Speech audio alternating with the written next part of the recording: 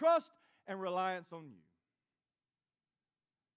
Could it be that divided heart that we talked about the other Sunday, the trust that needs to be there, but you don't allow it to be there, that trust, instead of it binding your heart together, it separates your heart, and you fall back into which you came.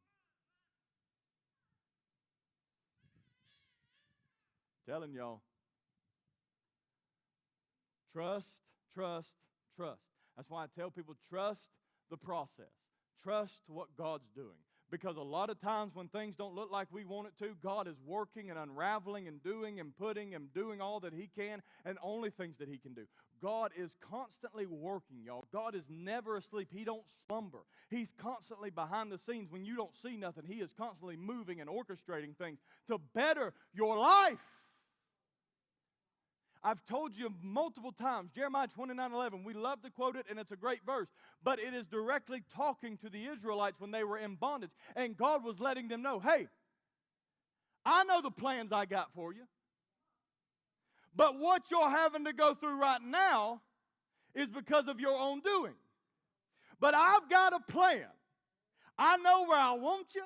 I know what I got for you. So you're going to have to stay a little bit of time because God's saying, I'm going to work this thing out in my time. Your actions got you where you're at, so you're going to have to wait on me to get you out. And through the process of them having to do all that and be in bondage, they learned who God was. Because it was only by God that they got brought out. But see, generations died in that 70 years of bondage. But the generations that lived on, and some stayed in Babylon, some went back home.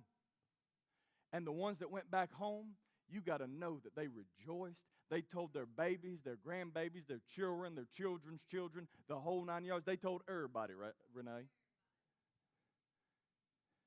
And see, it was by them holding on and trusting through the entire process of going through that bondage that allowed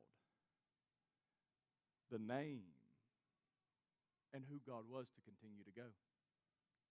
What happens if everybody in the room today that is a Christian, saved, blood-bought saint on their way to heaven, what happens if we quit trusting God and we go the other way?